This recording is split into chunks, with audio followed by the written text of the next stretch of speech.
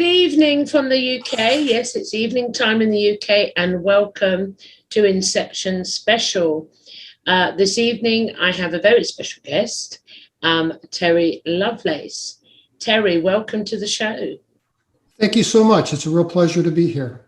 You're welcome. You're welcome. So, for anyone in the audience who may know nothing about you, which I'm sure is not too many, could you give a brief sort of bio about what you do and who you are? Oh, sure. Briefly, I graduated from high school in St. Louis, Missouri in 1973, and I joined the Air Force and spent 6 years on active duty. Completed from 73 to 79, completed my enlistment and went to college, got an undergraduate degree in psychology, and then went to University of Michigan, Western Michigan for law school. Got a law degree, passed the bar exam. Practiced law in Michigan for a while. Then I had an appointment to the U.S. Territory of American Samoa as an assistant attorney general. Mm-hmm. And I was there for a while. And beautiful place, beautiful people. And from there, I went to the state of Vermont, where I had the same position. Mm-hmm. And I retired in 2012. Mm-hmm. And 2012 is kind of a similar, there are two dates. There's June of 1977, when I had what I consider the major event in my life. It was an abduction event. And then we'll talk about that when we get into the journey. Yeah. Sure. Yeah. And what brought this, I had no intention of ever telling this story to anyone. Mm-hmm. And then in October 2012, I had some x-rays of my knee because I had knee pain. Mm-hmm. And they discovered two, what they call artifacts in my knee. Yeah. And that was validation that I did have an intimate contact with ET. Okay. I believe back in 1977. Okay. Have you recorded this in books? I have. When I first saw these x-rays and started thinking about this, I really had trouble processing it. Mm-hmm. And I thought, for my own peace of mind, I'm going to write a book about it. Yeah. And I did. It's called Incident at Devil's Den, and it's on Amazon, mm-hmm. and both print and Kindle, and I did an audiobook in my own voice. Yeah. I also, I was very humbled by the response. I put a little email in the back and I asked people, if you've had an experience, I'm not a doctor or a counselor or anything, but I'd love to talk to you about it. Mm-hmm. And I thought maybe I'd get 100 responses. I've had over 2,000 now. Wow. And I used 400 of those. It is very humbling when someone shares a secret with you that they've not shared with anyone else. Yeah. Mm-hmm. And people, I have a core group of about 400 stories. Mm-hmm. And I took 25 of the best and I put them in a second book that I published in December of 2020 called Devil's Den, The Reckoning. Mm-hmm. And that's also on Amazon. Brilliant. So now we're going to go into where I say, where did your spiritual journey begin? I mean, obviously it's when you had contact, it seems, but however, you can, if you want to go back a bit more, if through hindsight thought, well, that was strange or that was strange, you can start and please share your contact experience and what happened to you. Yeah, let me share the experience first, and then it's been kind of a long journey. It'll be 45 years next June. Yeah. My event happened. A friend of mine, a guy I worked with, we went camping at a place called Devil's Den State Park in Northwest Arkansas. We were both on active duty at the time, stationed at Whiteman Air Force Base, east of Kansas City. And we drove down to this park and we went remote camping. We didn't stay in a campground. We kind of skirted a chain across the road and went into what we thought was a nature preserve. Mm-hmm. And later I found out in 2017, when writing this book, that the place where we stayed isn't even in Devil's Den State Park. It's federal property owned by the Bureau of Land Management. And we stayed on top of this high plateau. The top of the plateau was equal with the tree line all around the forest. So it was a very cool place to stay. Mhm. But while we were there, we saw, I can make this brief, we saw three little stars on the horizon, Mhm. on the western sky. And I asked my friend, what are these? And he didn't know.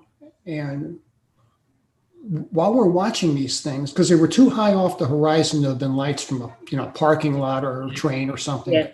and we were really in a remote location, and they rotated like they were on an axis and turned about 120 degrees, kind of aligned the base of the triangle parallel with the horizon, Mhm. and then started to move up.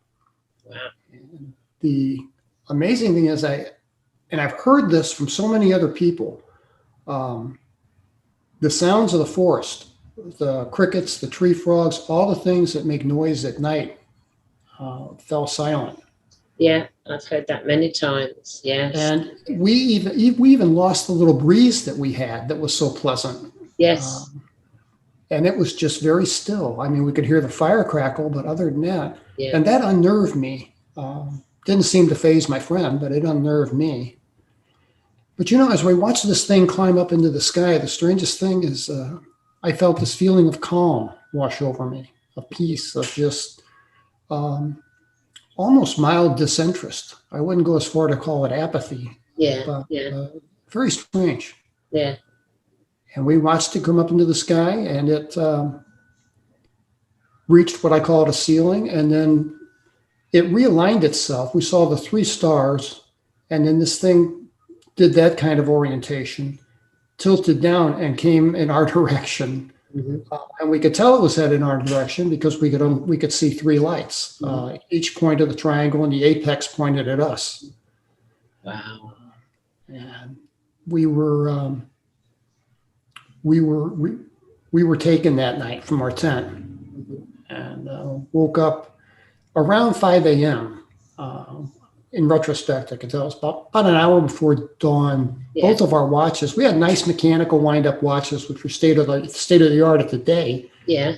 Both of my watch and my friend's watch, but they both quit. They both stopped. Mine at 2:40. My friend Toby's watch stopped at 2:42, and those watches never worked again. Wow. So that's really the I've got genesis. to. I've got to ask questions. I just want to hear everything, but I've got to ask questions. When you woke up the next morning, what was the first thing that come into it? Were you aware? Was it there already, or was it later on you realized we were taken somewhere? At what I'm glad point? you asked. Yeah, I kind of left that out, and it's pretty important. I I woke up with these flashing lights through the canvas of the tent. They were white, yellow, and kind of a pale green. Mm-hmm. They were very bright. They were bright, and they were at odd intervals. Mm-hmm. And I woke up, and I didn't have my wits about me. And I thought, well, where am I? Oh, yeah, I'm camping with Toby. Yeah, that's right.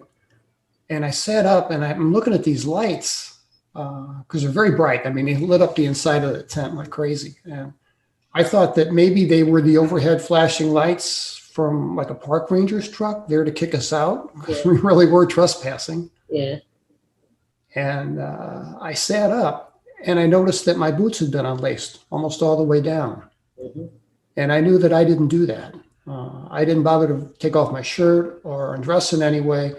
And I left my boots laced up intentionally in case I needed to leave in the middle of the night. Yeah. Fumble with them. So that annoyed me. I had no fear, but it annoyed me. Mm. And I pulled my boots off, and my socks were on sideways. Wow. And it still didn't register that I'd been undressed and redressed. That would come later. But then I turned my attention to my friend, and he's on his knees, and he's looking out of the flap in the tent on his side. And I asked him, I said, Toby, what is it, man? What's out there? Is it park rangers? And he doesn't give me a coherent answer. And I looked out of the flap on my side of the tent, and I saw two things. And that was this big triangular craft that we saw the previous night that was 3,000 feet over our heads when we went to bed. Don't ask me why we would both go to bed with this thing hanging over our heads. But I'll say this, it speaks to the level of influence that these things can have over us. Mm-hmm. Because completely out of character, completely inappropriate. Our emotions were just muted, and we went to bed. So the next morning, I look out, and here's this triangle, and it has descended, and it's now just 30 feet above the meadow where we're camped. And that's why these lights were so bright. And I saw what I took to be a dozen, maybe 15 little children walking around, just meandering around this meadow. And they were broken up into groups of twos and threes. And I'm confused. And I said to Toby, Toby, man, what are these little kids doing out here in the middle of nowhere, in the middle of the night? And I could see him with these flashes of light that he'd been crying. And that was the first time I felt any fear. That ratcheted my fear on a scale of 10 up to probably a 5. Yeah. And he said, Terry, man, those ain't no little kids. Look at them. They're not human beings. And he said, they took us. Don't you remember? And then I did remember. I had some flashes of insight of being, some memory of recall of being inside that thing. And they eventually left. The little guys, they shined from the center and underneath of this triangle. They turned on this brilliant white light, and it was a visible white light. It looked very much like a high-power searchlight cutting through fog. Yeah. And it was about 30 feet in diameter, and it was a column of light, about as broad as this thing was off the ground. And as soon as that clicked on, these little guys all turned their attention toward this light. And they didn't rush, but they kind of meandered over to it and would step into this light in twos and threes and would just pixelate out. I know that's hard to believe, but that's what we saw. Nothing's hard to believe for me, so do go on, please. Thank you. Millions of others. It was very, it was very much like the old Star Trek, original Star Trek series where they had, and I'm not a science fiction fan and never have been, but they had like a transport or transponder or something, I don't know, where they would stand on this and then a television effect would show them pixelate out, very much like that. And as soon as they were gone, that light turned off and we saw this thing take off, and it didn't take off like a rocket ship. It just lifted off like a hot air balloon and went up. And when we were sure it was gone, we made a dash to the car, my car, about 60 feet from the tent, and left. And we left everything there. We left, Kmart tent and my friend's nice cooler, his backpack with a lot of things in it. And we didn't care. We just wanted to get out of there. Yeah. Bloody hell. I mean, if that's not life-changing, I hear so many experiences and each time I'm always blown away. They're so different, so diverse. But, the question I'm going to have to ask now is, what was running through your mind then as you're driving back? You're just trying to escape from the experience. Could you process what had just happened? Sure. There were a couple things going on. Obviously, we were scared to death. And we were still scared during the whole ride back. One of the things that happened that I can't reconcile still to this day was we went down there best of friends. I feel like we went down there as teenagers. I mean, I was 22, my friend was 23, so we weren't kids. But you're right. This is. I tend to measure my life post 1977 and pre 1977 because we went back as adults. And we had injuries. We had what's called flash burns to the eyes. It's what an arc welder would get if they didn't wear that mask over their face. And that's very painful. It feels like you have sand in your eyes. And I had a burn. We both were burned. Like the worst sunburn that I'd ever had, but I didn't peel and I didn't blister. And it was over every square inch of my body. I mean, soles of my feet, under my arms, I mean, everywhere. And that was painful. So, when this thing was over, it caused me a lot of anguish and a lot of nightmares. And I was very, very angry. Dallas or Dallas, VA. Oh, my God. Oh. I'm so sorry. You don't have to apologize. It's fine. I've had children running the conversation. I've had people knocking on doors and picking up their part. It really doesn't matter. It doesn't matter at all. It's life. It's I life. thought I had it turned off. My apologies. I actually, being me, turned it off. You know, I turned mine off, guys. Anyway, do go on. So you're at the point now. You're really angry. What comes next? What comes next? Yeah, it was, I had, it changes you. The part that I couldn't reconcile was something changed in the relationship between Toby and myself. When we went down there, we were the best of friends. We worked together. Mm-hmm. And on the way back, I had this sense that I really wanted nothing to do with the guy. Mm-hmm. And I'm not like that. You know, if you're my friend for life. And something changed. But you know what I found out was, and a great example is in Ray Fowler's book called The Allagash Four, where twin brothers, Jim and Jack Weiner, a gentleman named Rack, and I forget the fourth guy, and they went fishing in a lake off the Allagash River in Maine, here in the States. And they had a very similar experience. They were abducted from a canoe while they were fishing at night. But after the event, these four guys who were all best of friends, I mean, you know how close twins are. Yeah. I call it the band breaks up. I got so many examples of it in emails that people have sent to me. Everybody went in different directions. Yeah. They were no longer friends. They didn't hang out together. They didn't, fish, hunt, drink, do any of the things they normally did together. And that seems to be very typical. It does, and it depends whatever truth you come from or whatever perceptions you see.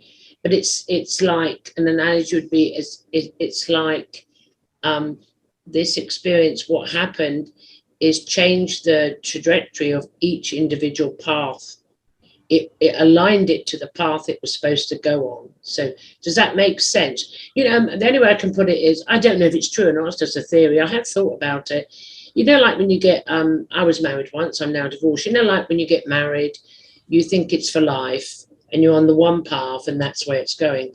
And sometimes it just breaks down and something occurs and then you go on different paths and you go on your own timelines and you create a new thing and you don't reconnect. Not all exes reconnect. So for me, my understanding of it, the only way I can, and I don't know if it's true or not, is it's an experience that has occurred to push the individual being on the path they're supposed to be going on. If that makes sense to you. It's not pleasant. It's not pleasant, when you get married and you think that's a lifelong, but it happens. I think there's something to be said for that. I didn't realize that at the time. But, in retrospect, after writing this book, after, talking to Travis Walton and Calvin Parker and all these other people who've had very similar experiences, I've come to a place where, I think the injuries that we suffered, the burns, I don't think that was intentional. This wasn't meant to be a torture session. No, it was collateral damage. I don't think it was intentional. Yeah. I have heard that before. I mean, when we spoke off camera before, it's a case of, and I give the analogies, for example, let me just do one that's a basic. I'm a mother, 6 children, 2 cesareans, 2 emergencies, because I was dying and so was the baby. So things were done to me that, were traumatizing, before, yes, during, and after. However, you do get a bit of post-traumatic stress disorder. You do, because it's physically long-term recovery sometimes. But then in hindsight, you say, okay, that wasn't a nice experience. However, I understood why that experience happened. And I look at that when I come back to being an experiencer myself. I did for a period of time way back thinking, I don't have any choice. and I felt for a little while, well, this is unfair. I did for a while, but then as I worked on that and had a great awareness and understanding, then that shifted too. So I think it's how you perceive and experience yourself. I had, you can all know now, 2 cesareans. So I went through the first traumatic experience and I went and did it again.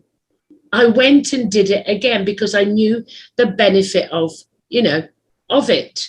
So that is the way that I look at that when you look at trauma through any experience, whether it's ET abduction or anything, if you take that apart and deconstruct that, sometimes you can perceive it slightly differently.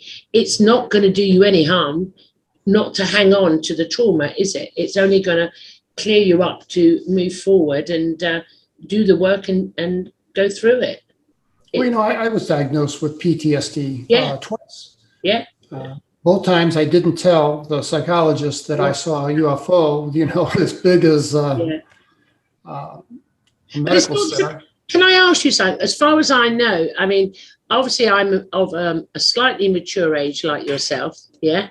So yes. If I go back to when I was a small child from contact and let's use the word being taken, as it's gone on and others that have spoke to me, the types of collateral damage you spoke about, that started to dissipate. It didn't happen anymore, or not so often. It was if their contact coming towards us improved, they evolved. They were trying to find out a way to make the contact, maybe, I don't know, and they didn't get it quite right. So there were some consequences of it. Contact today, I have to say personally, and with other people, it's nothing like that. I'm aware of at the moment. So there's, like us in our science, we've evolved on certain procedures. I don't know. It's a discussion that, you can open your mind and think, well, it could be that. But there are many like yourself that had similar side effects to contact, of which I did not. The only residual injury that I have still really is I have a fear of walking across open ground. Like if I had to cut across a field to get to the other side for some reason, I would rather walk around than cut across the field out in the open. And I think that's from we had a lot of anxiety about making the run from the tent to the car. I wanted to stay in the tent until daylight. My friend insisted we leave now. Yeah. All I had was a piece of canvas over my head, but I felt like it gave me cover. Yeah. I didn't want to be exposed in that run to the car, just that 60 feet.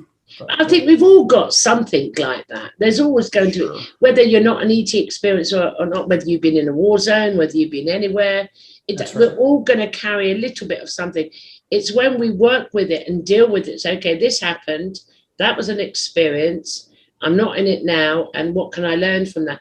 But still, we've all got them little bits. I mean, I still do not like the dark. Can you believe it? Oh, I can. I don't like that, and people say you're weird. And I say, I don't know what it is. I don't know what I need to do. Because a lot of my experiences, because obviously being a medium and I, as a child, saw dead people, and it was always in the dark. Everything, the lights were always off back in the day. You didn't leave lights on back in the day. And I still have this, it's not a fear of the dark. It's uncomfortable. It's uncomfortable. Yes. That rings a bell. Yeah, it's just uncomfortable. And I have no issue with that being there. I don't make a big deal out of it. I think if you focus on it, you'll just exasperate it. And then you're going to go back into a PSD, whatever. So I think, these things we tend to work through with maturity that, I've got that issue. There's millions of us with similar issues. I agree with that. I agree with that observation. I think that's 100%. And, you can look at it two ways. You can look at it as suffering an injury, or you can look at it as an opportunity for growth. Absolutely. And for me, that's what, it took me a while, but I eventually got there. So we've now come into the next phase. What you've gone through this experience. I can't imagine, because I didn't experience, I know what I went through with my experiences, like what just happened and what does it mean? But one point, did that personally for me, when I had the realization that it wasn't all dead people I was seeing, and I didn't have, it wasn't in my reference point, alien or ET. I had no knowledge. I was in such a restricted environment socially. But when I did see the picture, and it was on the Whitley Strieber book, there was a picture. When I first saw that, for a good few hours, my whole world crashed, because he drew what I thought were the dead people that just had big eyes, as you do. And it took a while for me to it shattered my reality. It took me a while to overcome that trauma. It was a trauma, it was a shock. But then I started to, I think it was discernment, looked back at, and I was still young. And I went, oh my gosh, that's why that happened. And because I had a better understanding, then that just dissipated. And I realized, well, obviously reality is not what I think it is, because of what's happened to me. So mine was slightly different. It was due to seeing Whitley Strieber's book cover. And I always say, I can't finish the book to this day. There's another little one. I can't. It had such an impact. I'd spent a lifetime believing that these beings, were dead people as well, but the beings with the big eyes and going off, I thought I was off with the spirits. In my book, Incident at Devil's Den, I explained that I was in a bookstore in Canada called Chapters, kind of a big box bookstore. And I was there with my wife. We were Christmas shopping, and I walked in, because I always loved the bookstore. I walked into the bookstore, and there was an end cap, a rack of Whitley Strieber's Communion with that face. He's got an answer for. I just thought I was going to pass out. I couldn't. The room spun around, and I got back out into the mall and found my wife and said, "We got to get out of here. I want to go home now." Yeah. And I spent 4 days with Whitley at Pine Ridge, which he talks about in his book. I forget the name of it. He writes. Don't worry about it. I spent 4 days with Whitley. There were a bunch of us there at the Lakota Native American Reservation in South Dakota. And I asked Whitley, I said, why did you choose that figure for the cover of Communion? And he said, that's because that's what they look like. It is what they look like. It is. And it was that. I mean, as I said, I've got his book and I can't finish it. I can't even listen to him on a podcast still to this day, because, I don't know, maybe one day I'll have to have him on the show if he ever listens, because I obviously need something because that is exactly what they look like. I told him, I said, I thought the eyes were a little bit too large and exaggerated, but other than that, you're spot on. No, I must say, years ago, the small greys they seemed to have smaller, but the taller ones, I mean, the last Christmas one, I mean, they were huge. They were like pools of a universe in each one, where you just, vroom, you're in. I know the eyes were perfect for me. And that shattered me. I mean, I think it shattered a lot of people's reality.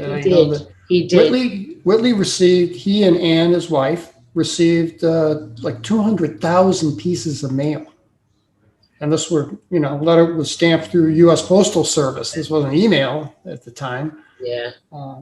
And all of those letters are now cataloged at Rice University in Houston, and people can go down there and research them. But I never wrote and edited nothing. I avoided him for many, many years. Why I had to. I couldn't. I had to process. I had to process. I can't even explain what it did to me. It didn't last for long, but that was like a catapult, a catalyst when I was then going, oh, to research, to go in, or what does it mean? And then the visions were making sense. And then I must admit, after that, after seeing Whitney's book, I had one experience after the other. It was nonstop. It was non-stop. Yeah, it opened the door. Opened the door, non-stop. The door was already being opened, but when I say open the door, I was more consciously aware. This time, I was aware of what was happening.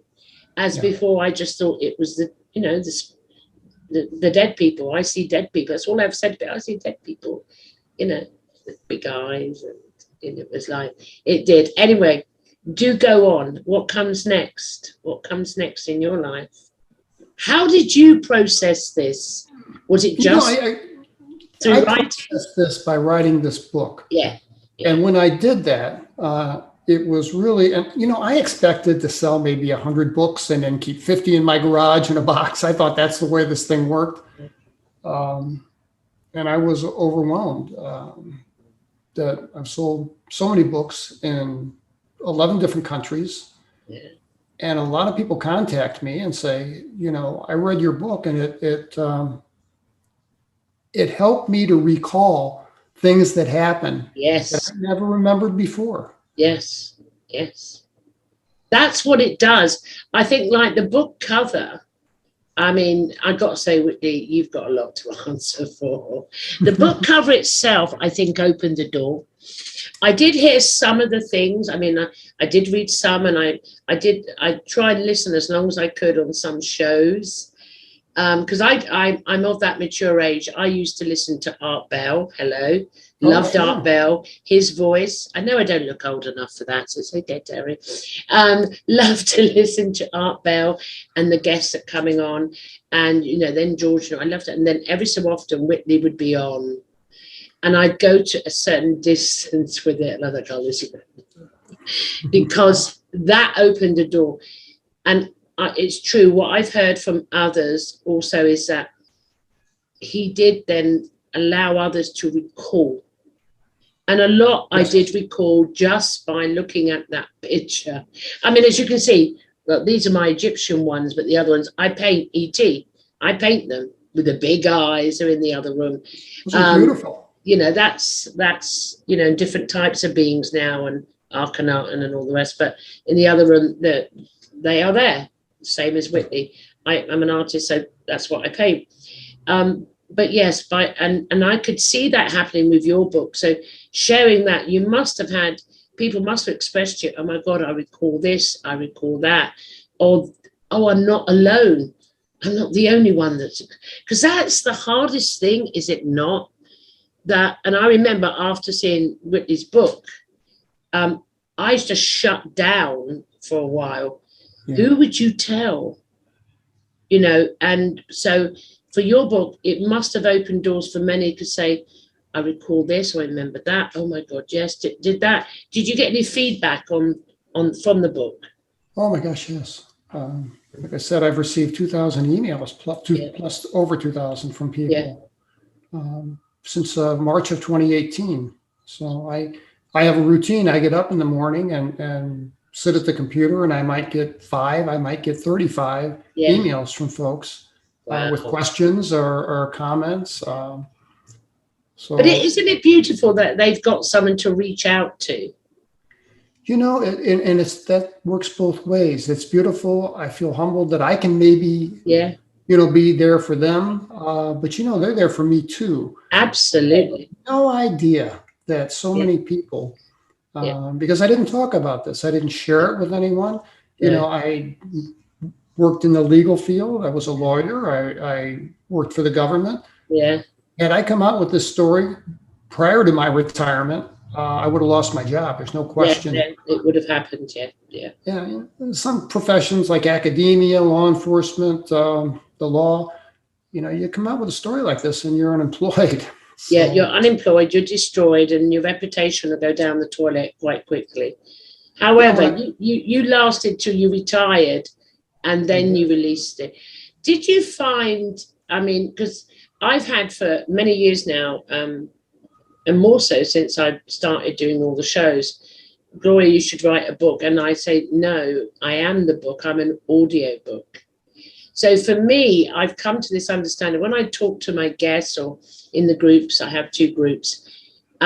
It's just like someone's listening to me, my book, because when I share the experiences and because I always say, well, I've got all these experiences, but I've never been interested to put it down in writing. And I've looked at this and I thought, well, I myself, I would rather, I mean, I went to university and all that, and I got sick of reading books, reading, referencing, citing and reading. And I used to read before my other home had every book in it, and because of criminology, all the crime as well.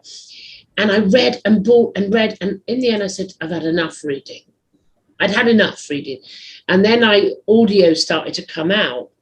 And I got attracted to audio books. So it's obvious there are some people like Inception Special. It does go out on a video, but you can get it on Spotify. It can be audible if you want. Not everyone wants to read a book, but also not everyone can afford to buy a hardback book. Yeah. Right. So when it comes out, on Kindle or audio or paperback, it makes the access more simple. But there are some people that can't even afford to buy the books. And I thought, for a free show, you can get the same information.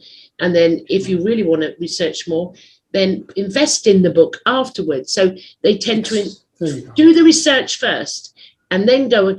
And so I do buy the occasional book, if I'm really interested, whether it's audio or through an interview, I get onto Amazon. I think, now I need to read this. Yeah. Now I need to read the book, and I will read the occasional book. So yeah, it's a service to both of us when we speak. I've come to, I guess, because I've had to read so much in school, like you did. Yeah. I guess I was just conditioned. I was trained. That's how I process information. But it's so much easier to go on YouTube or some platform and just watch and listen to a show like yours. Yeah, it's perfect. Thank you. It's perfect, isn't it? It is. And I'm embarrassed to say I don't read much anymore. No, I don't either. I listen to shows. I see what comes up on different, especially from the Forbidden Knowledge News Network, where this podcast goes out. Such a diversity there. And I listen. If it was, I say, oh God, I'll get a coffee. And that's how I'm learning, expanding by all the guests that come on all the different shows. Yeah. So you join the club with me. It's I very rarely pick up a book. Very rarely comes a point where enough's enough. But the whole point of that conversation was where it's like the analogy. Say, for example, I do use this a lot because it's a really good one. That's what I think anyway. Never mind. I have an orange, cut it in half for you, half for me. We're both experiencing it in the orange, but however we're experiencing it differently. So I'm an audio book, you're a writing book. So we're catering for other beings, whether they like to read or listen. And that makes sense to me. It does. I like to tell folks that, look, I'm not trying to convince you of anything. No. I'm just openly and without embellishment telling you my story and what happened to me. Yeah. If it resonates, and obviously nowadays it will resonate. If it resonates, go and do your own research on this, or go look into it. If it doesn't, just put it to one side. Leave it for now. I was at UFO Congress in 2018, I think, yeah. And I spoke there, and I had a booth, and I had my book, just the one book at the time. And I had this gentleman walk up to me and say, "Convince me." And I'm like, I'm not going to convince you of anything. I'll tell you the story, you take it or leave it, but I'm not here to convince you. I'm not going to twist your arm. Yeah. Have your own journey. Yeah. Make your own revelation. And that's what it's about. And I think this is what I think people are finally coming to understand, that to recognize that every other human being, no matter what, it's their experience, their journey. Respect that. You can't say it's not so just because you haven't experienced it. You know, I cannot say, I don't know. I've never seen a Bigfoot. Okay. Well, you wouldn't in the UK, would you? But who knows? Could happen. But however, I've never seen a Bigfoot. So I cannot say Bigfoots do not exist and the people are lying. I can't say that just because I haven't experienced it. So, you know, people come on the show with different types of experiences, different journeys, and most of them I haven't, apart from the basic ET contact and being taken, I haven't experienced anything that they've experienced. I'm like, wow, that's awesome. Wow, I never experienced that. Damn it, you know. So that's about. But the conversations like these need to be had. I say it every time.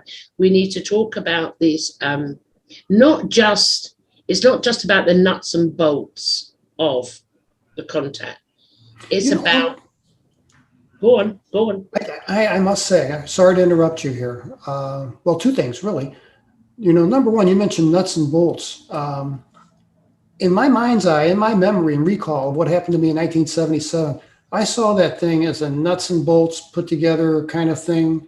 I mean, not from Boeing or, you know, but it to me, it looked like something that was manufactured. And, you know, in retrospect, I'm not sure because my memories of being inside the thing, I think that the ship itself was a sentient thing. Yes. I think the first observation, because our brain only knows what it knows, the first observation we see what we call the nuts and bolts. I personally remember I've never seen it as nuts and bolts because when I was on this one in the craft, it was like it wasn't any material I'd known, and it was like it was alive, and it just. I can't explain it. There was no nuts and bolts. It just was, I could even say like a hologram, to be honest, that I was in.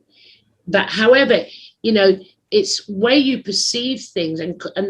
I think it depends on the consciousness of the individual being. At first, it looks like nuts and bolts. But that is the only way that we can connect with it, with just the eyes, so to speak. And then eventually it changes, and I don't think maybe it doesn't change. I think, I'm trying to get this out, this is so complex. Maybe it's starting to show its true DNA or true fabric of what it really is. And that's just a hologram, the outer bit, because what's occurring now, and even in my groups, you know, the guys in my groups, they're seeing big orange fiery orbs in the sky. They have been seen before, yes, I know, but more so these lights, or the white ones in 3. Lots is going on recently, and not so much of how humanity used to perceive the image. So maybe, I don't know, maybe they're revealing more that they are these organic, conscious entities that are one with the craft. They're not separate to the craft. No, and the craft is sentient in and of itself. Yeah, no one needs to drive the craft. So, I mean, I'm not a scientist. I'm just an experiencer. I don't know, and I'm very limited in my expression of what I'm trying to describe because it's quite intangible. I'm trying to describe something with the vocabulary, the consciousness vocabulary that is old, so to speak. And you can't do that with something new coming through. But yeah, it's no, good interruption. Well done, you. Well, yeah, I had 2 points. And my second is that in all of these emails that I've got from people, they've not only been UFO experiencers or alien encounters.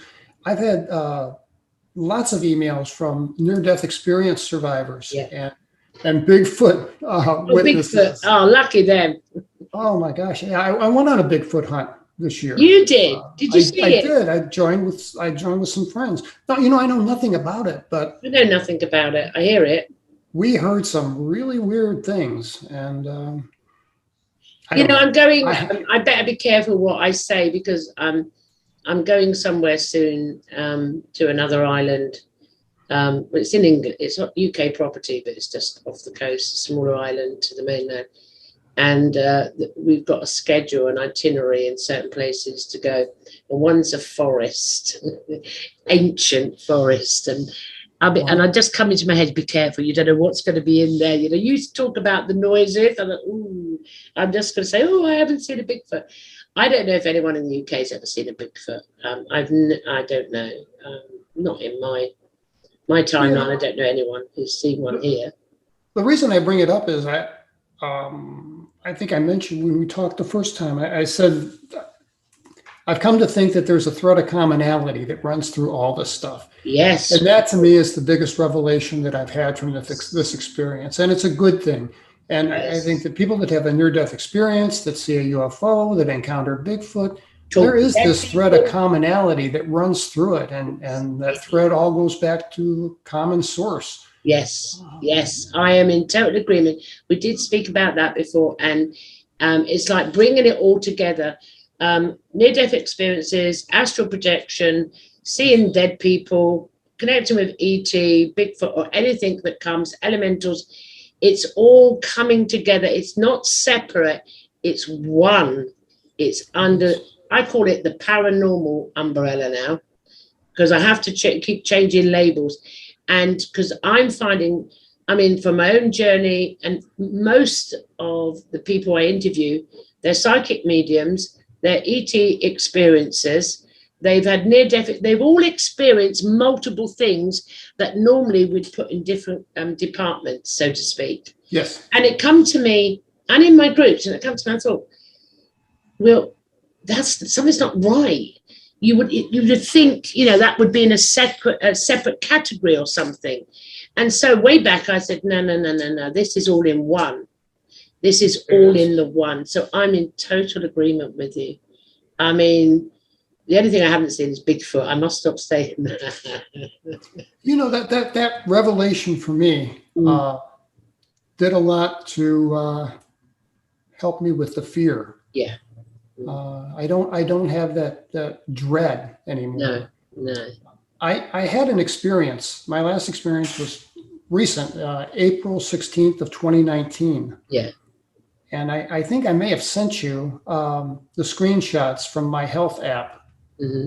And the reason I did that was I've since switched to wireless headphones, but back in 2019, I would sleep with a T-shirt with a pocket, and I'd slept with my iPhone in my pocket. Mm-hmm. It's in a case and it's shielded, so it won't hurt my heart. Mm-hmm. And I would put on the earbuds, and I'd listen to meditative apps. Mm-hmm. And that helped me to sleep because I don't hear the ambient noises. I've done this for years, way back, even when there was a Walkman in the 80s. I put those earphones I remember Walkmans. Yeah. So on April 19th, 2019, I woke up at 5:55 a.m. And a lot happened. I won't go through that because it's not really relevant. But that evening, I went out for my after dinner walk. And I live in Texas. I live in a house with a one stair. It's called a threshold in front of my door. I have no stairs. Mm-hmm. I went out the door to do my evening 1.5 mile walk. And I pulled out my health app because I wanted to see how many steps I'd accumulated for the day, which was virtually none. And then I saw that my health app showed that I had climbed 6 flights of stairs at 5:23 a.m. And it shows that in one bar. Wow. And I took that to the Apple store and I said, what does this mean? Mm-hmm. And they said, well, according to this spike, between 5:23 and 5:24 a.m., mm-hmm. this phone was 60 feet above your home or your location. Mm-hmm.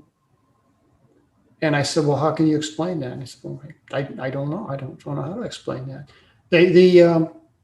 That 60 feet occurred within a span of a minute. Yeah. So I can't climb 6 flights of stairs in a minute. No, I can't either. No. But that, for me, I would use that as evidence. Come on, I'm going to have to be an experiencer myself. So you must have deduced there that there was contact. There had to have been contact. I did. Well, a few days before, I took a photograph of a disc over my house. And I sent you a copy of that. You'll see a little black speck. I've got it all in the email for the next show. We got me and Terry's got a magnificent New Year's Eve special coming up, but it's going to come up before.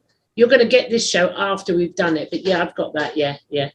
But you'll be able to show your viewers that little speck, if you blow it up, is a beautiful silver disc with the sun on top and black underneath. And I took that over my house about a week before I had this experience on April 16th, 2019. So what I might do, I mean, this podcast, as the audience know, comes out in a few weeks. It's recorded, but we'll put all of this out. Now we're time traveling, guys, because the New Year's Eve show would have gone out by the time you see it now. That will come out with the New Year's Eve special, so don't worry about that. And everyone will see it. They will see it. Well, I'd like to get my website out before I forget it. Yeah, we'll just we got plenty of time. We got to New Year's Eve. Look, that's right. They're going to say, what are they talking about? They've already done that show. Yes, you're time traveling. We're just playing with the timelines, me and Terry. It's really confusing. This is a recorded show. Right. Okay. The experience you just had, obviously, that your phone was 60 feet above your head. So 2 points there. Do you recall what happened? I have no memory. You have no memory of what's happened. Although I did go to my best friend just happens to be a practicing psychiatrist. Yeah. An MD. And he offered to regress me. And he did so in his office back in right before things went crazy in early 2020. Yeah.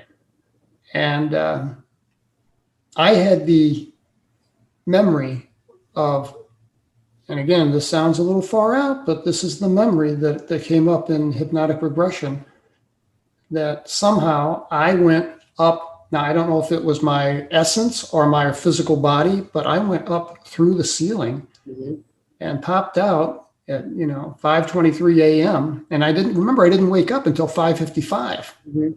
Yeah.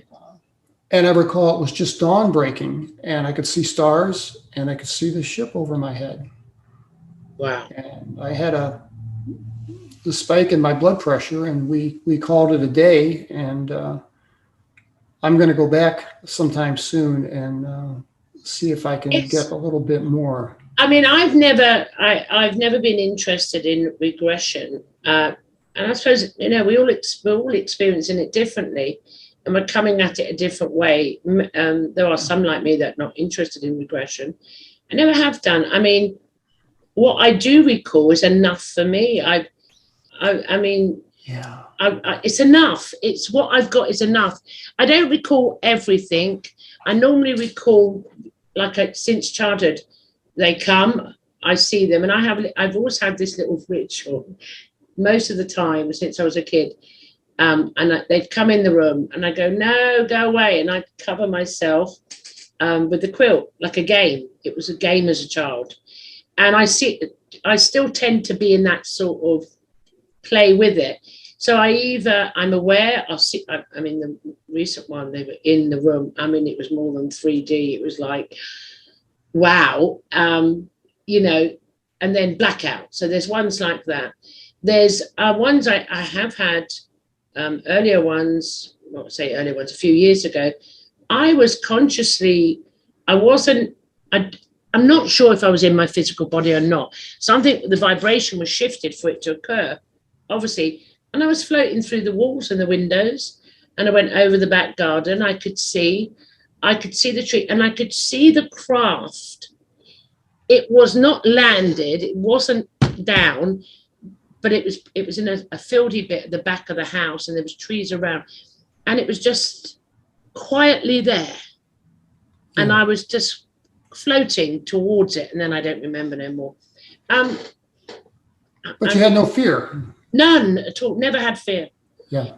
I've never, ever. Everything is, when you described it earlier on, silent. It's it's so silent, it's noticeable. The absence was of unnerving. noise, yeah, the absence of noise puts you, and you're like, and it's calm and it's peaceful and it's space and there's nothing. And you're just observing whatever you do recall consciously, you're observing some of it. That's a very good point. I felt more like a observer in this experience than a participant. Yes, I felt somehow removed from it. Absolutely. And I've said this many, many times. I turned into the observer of what was going on. It was like there's no identity for me. Maybe because I don't know. I can only think why it would be like that with me is because when I was a child unconsciously aware, I saw dead people. I mean, I couldn't tell the difference between a spirit or a live person.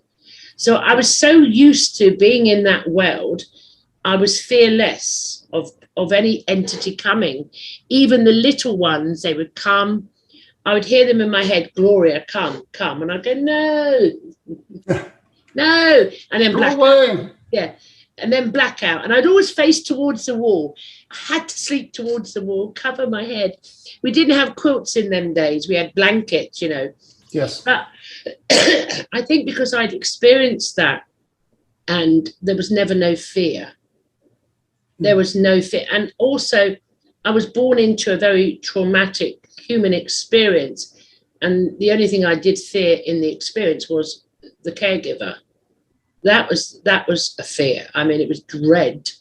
But I never feared that. So maybe that's why I'm not inclined to be regressed. I don't need to know. I have enough memory of physical trauma from the humans. Yeah, I mean, I'm in no hurry to go back and have any more regression. I didn't find, I thought it would be, I thought it would put things to rest. I thought it would be enlightening, and I didn't find it that way. I still don't know. Do you know? I still don't know. It changes and changes. Every experience changes. Every conversation it changes. I still don't know. I have an idea, some truths, and they shift and they change. And it's like a continuous, anyone that says, this is because of this and that's because of that, I say, well, that may be your timeline, but it's not mine. Yeah. I'm allowing, and I'm not putting an outcome. I'm not identifying with it too much. I'm saying, okay, I can't, it just is happening. It's just like breathing. It's normal for me. And I don't know when sometimes I have an inclination when it's going to happen. That is weird. I think over the years I get a bit of insight, maybe because it's so repetitive. I don't know. But no, I really still, every week I say, I don't know what's going on. Could be everything going on. Gloria, I think that when we had these experiences, like I said earlier, it opened the door. Because I've not only had ET experiences, I've had weird paranormal things. Yes. Throughout my life. Yes. My wife and I have been married 47 years now. And all of that time since 1977, no matter where we live, and we've lived in many different places all around the world, and no matter what TV we have, our television set, in the middle of the night will turn itself on at 2 or 3 a.m. And 30 years ago, we would absolutely freak out, oh my God.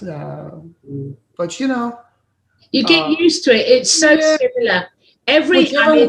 It was always one of us is most awake, go in and turn the thing off. Yeah, and that's it.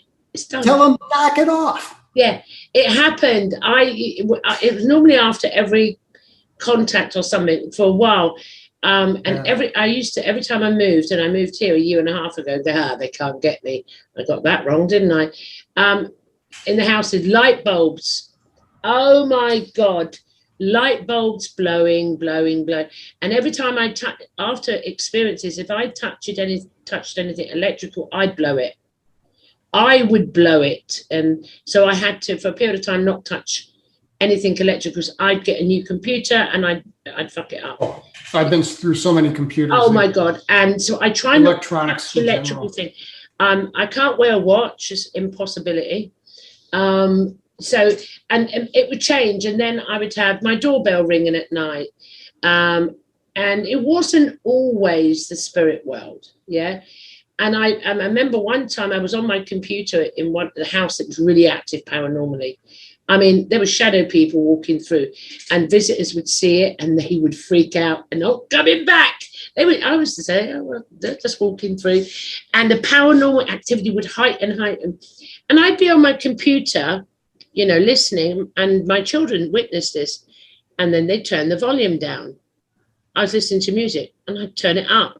And I said, watch this. And they'd play the game. All of that, but the light bulbs were the ones that really would piss me off. Have you had this experience? I've been either driving or walking down a lane, a street with with street lamps. Yeah. At certain intervals. Mm-hmm.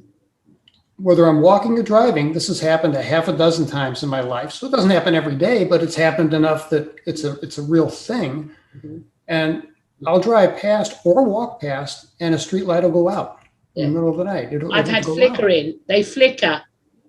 They don't. And I've had flickering. They flicker. I've never had them go out as far as I could call, but flickering lights. Oh yes. Yeah, these would go out, and then when I walk past at a certain distance, they would come back on. I mean, I always wondered, was it me? Was it you?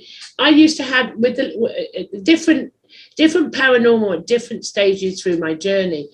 But the house of the light bulbs, and I contacted the landlord and said, you need to sort the electricity out. Yeah, I did this. I was one of these women. I pay my rent, and come and checked it. Madam, there is nothing wrong with your. Why are the light bulbs blowing all the time? And I just bought them.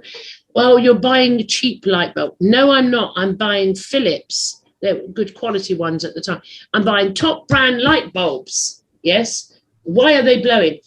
And, and then they brought out these pay £6 for these light bulbs that last forever, long life. Yes. It was £3 actually. So I don't use them no more. I bought them. £3 was a lot of money for one light bulb. Sure. Do you know how long that frigging light bulb lasted? Not long in that house. And I said, I'm not doing it. I'm going back to candles. So yes, I do agree with you. Doors banging. As an artist, in one of the houses, I had up the stairs, when I had stairs, everywhere was one of my canvases. And I'm a bit fussy to align them correctly. I swear to you, I'd get up in the morning, every single one was moved, tilted off the angle. And I'd go around and put them all back again. Absolutely. So I used to blame some of this stuff on the cats. Well, maybe No. My cats couldn't jump that high, not to move every canvas was tilted, all the same way to a certain degree. And that's a message. Huh? That's a message. Yeah, and I'd go back and put it back. I'd just go boom, boom, boom, boom, boom. But that was the time when it was great ET contact. I mean, it was constant. But paranormal, as I said, I had shadow beings walking in and out. So yes, I totally agree with you. Every time it changes, something kicks off. I've heard of people say they get poltergeists, and I think the poltergeist is just the energy of the person. It's telekinesis, but that's just my truth. But however, yes, I totally agree with you. I totally agree, and I'm now what I do now, because I am very bad on electrical things, is I ground myself a lot. And I really don't hold even my phone. I mean, I don't take any electrical things when I sleep, no phone, nothing. And I knew not to do that donkeys years ago. But I don't even hold my phone. I put it on loudspeaker. When I'm on my phone, it burns up if I hold it too long. So everything. The line gets hot. Remote. So maybe we are the ones blowing the light bulbs, and it's not, ET. Maybe Oh, I think we are. I think we absolutely are. charged or something like that. We don't know. We don't know. But I love it when I hear other experiences talk about the same things that happened. It's just wild, the things that will happen. Wild. It's wonderful to know we're not alone. It helps to know that you're not the only one going through it. I think the worst one was they'd ring the doorbell in the middle of the night, or it's electrical doorbell, obviously. I've never had that experience. Oh my God. It was this one house. Mind you, I was doing my circles there. It was a lot of experiences there. The doorbell, and I used to keep getting up, and it'd be something like 3 a.m. No one was there. And in the end, I just said, piss off. Then I realized, piss off, I'm not getting up. And I realized, and just went back to say, no, this is not someone at my door. It took me a while to clock it, but part and parcel of it. And now there are cameras and the like. I was sent a video today by a guest that's either been on or coming on. I get lost with the shows. And she showed me a picture when we were talking off camera. And she said, do you want me to send the video? And she put security around her house because she lives alone. I was like, whoa. People are capturing it on cameras. Or shall I say, the spirit world, whatever's in it, paranormal, is letting us capture pictures. It said, okay, now's the time, because there's a lot of it going on. Now, we digressed slightly, but it was really interesting to talk about shared experiences. I want to we can go back to shared experiences, that was an issue, but I want to touch on the point about what was in your leg, your knee. How did that come about? I retired from the state of Vermont in January of 2012, and moved from Vermont to Dallas, Texas, where our kids are. And I got up one morning in October of 2012, some 9 months later, and I couldn't bear weight on my right leg. And I get all my medical care from the Veterans Administration. And I told my wife, you're going to take me to the ER, please. I need to get an x-ray of my leg. Something's wrong with my knee. And I hadn't injured it in any way. So she took me to the emergency room, and I saw a very knowledgeable person, a medical doctor, and wheeled me into the x-ray room and took some x-rays. And they were like, have you ever been in an accident or something that could account for a piece of metal in your leg? And I'm like, no. To my right leg, if you look on the x-ray, you can see a piece of metal or some kind of man-made object about the size of a fingernail with 2 wires attached to it. And a radiologist came down and read the x-ray right then in real time and said, well, you had to have some kind of accident. This is something that's lodged in your body. And he said, you can't violate the integrity of the skin and, jam some article like this foreign object into your body and there not be a scar. And I said, I don't have a scar. And he argued with me, and I took my pants off, and he looked at my knee, and there is no scar. And he was visibly shaken by that. And I said, well, doctor, let me ask you, how often is it that you find a foreign object like this in the body and there not be a corresponding scar? And he said, never. He said, I've been a radiologist for 23 years. I can't account for how this thing got into your body. And that was just stunning to me, because that was validation of what happened in 1977. Yeah. Really happened. Yeah. And then he said, well, I have more news for you. And he showed me the second x-ray. And I want to be clear, what gave me the knee pain was absolutely not in any way associated with these things in my leg.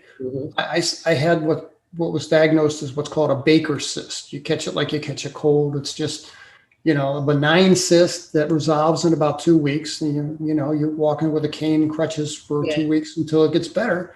But no way associated with these items. These items were really discovered by happenstance. Well, you say by happenstance, I agree with you. They're discovered, I feel, at the right time when you're to be made aware.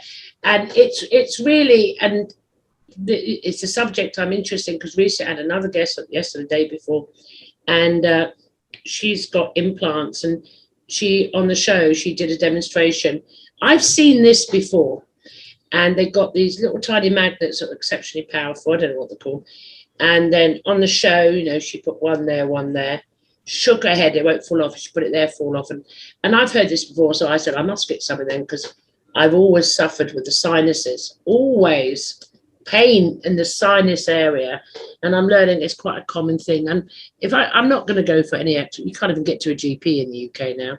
So never mind, no one's going to look at me. But if I get hold of the magnets, I'm going to start sticking back just for the hell of it. But I think that the time comes when it's time for you to be aware of what is in your body. There must be a reason for you to have that awareness, Terry, now. There are 2 points, and you make a good point there, and I want to validate it, and that is that what happened to us in 1977, we drove 6.5 hours down to this campsite, and we were in the base itself was in a remote area. There were a dozen state and federal parks all around us. We didn't have to drive 6.5 hours. When we had our experience in 1977, it really feels to me, looking back, that it was like keeping an appointment. Yeah, yeah. And this thing, the revelation in 2012, yeah, you know, happened after I had left the legal field. I didn't have to worry about the reaction of my peers in the legal community anymore. I could care less. I say and do what I wanted to. So in that regard, that was right on time too. Exactly. And I think everything is, it's my truth, everything is exactly on time, when and where it should be. Yes. Whatever trajectory you're supposed to be on for the next phase, or something, it's going to be there. That brings me a comfort. You know, I really don't give a flying fudge if there's implants or not. And people have spoken to me over years, you know, with all what's going, especially the sinuses. And I've always thought about it. I thought, well, would I want them removed if no? They've been with me I wouldn't. They've been with me so long, and I am not going to be ignorant myself, my truth, that maybe they're of some benefit. You know, I don't think they're tracking devices, because these other beings are so highly intelligent. They just shift from dimension to, they need to track us. That's a human concept. Yes. Something to do with the body. I've had illnesses. At one point years ago, I was, the doctor said, you've got bladder cancer. And of course, I said trauma, wasn't it? And all the tests and whatever, and are going on. And anyway, long story short, spiritual chat with whatever. And finally go in for the final, you know, blah, blah, blah. And the surgeon was a very spiritual surgeon, Indian guy. And he just looked at me and said, it's gone. He said, don't worry, it's gone.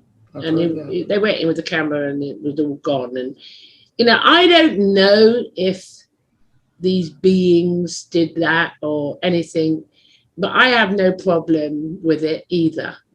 I don't need to know. I exist. I am here. And it's like, I always say, let life take care of life. Like, for me, I don't go to my leg, move right, move left, move right. I don't go to my heart, beat.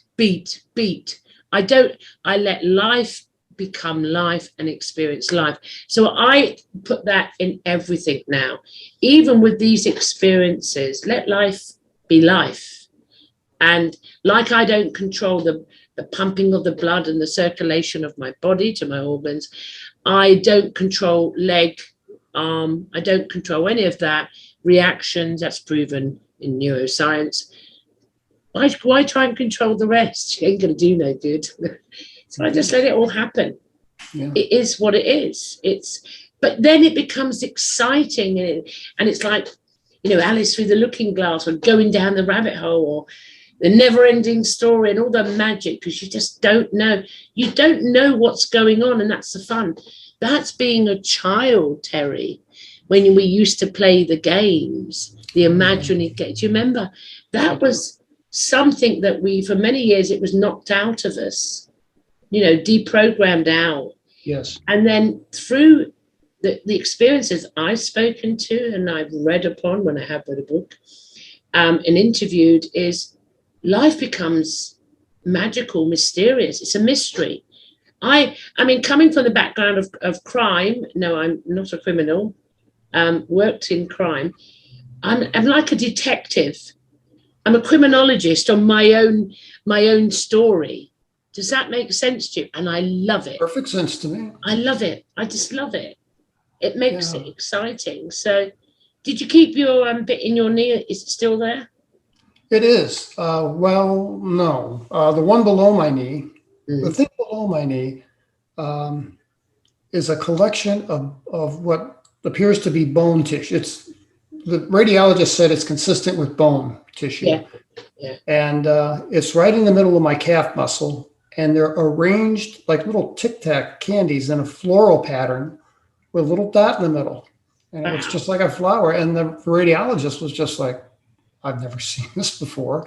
He said, number one, I've never seen bone tissue spontaneously sprout in the middle of a muscle. Yeah. And he said, much less arrange itself in a symmetrical pattern. So I don't know. I don't know if it's really bone or not, but I can't get that removed because surgeons tell me that that's bone tissue. It's not a foreign object. They're not going to remove it. No, well, there you go. There you go. I just find it fascinating. Some people have had them removed and maybe they're supposed to. Maybe that's what's supposed to happen on their path. If I ever get hold of the magnets, then fair play. I'll start sticking them on the body and have a laugh. And if, it doesn't really bother me either way. I don't need to have a verification that I've got something in me to validate my experience. I am disclosure. I am the disclosure. That's right. I validate my own experience because I'm experiencing it, as every other being does. I mean, I was just trying to think, when we get onto, well, this is now doing time travel. We're doing a New Year's Eve, but this is going to be after New Year's Eve. So maybe we'll talk about that off camera. Is there anything you want to close the show with today? Yeah, I would, first of all, like to say thanks to you for having me as a guest. Secondly, I would, if anyone out there has an interest in this stuff and you'd like to read my experience, my books are both on Amazon. Incident at Devil's Den is the first book, and the second book is Devil's Den, The Reckoning. Both were Amazon bestsellers. The links will be out before this video's out. I know it's weird. It's like time traveling. I know. Back to the Future. They will be out. New Year's Eve. All them links will be out on New Year's Eve. So that before this video appears, they can go to them links. And it sounds weird. I don't know why it's all backwards. I really don't know. It's just all backwards. I think it's because you're coming on New Year's Eve and we're doing the New Year's Eve special. It's that close. So it's like, why not? Let's just be crazy. I want to thank you so much for absolutely fascinating and interesting conversation.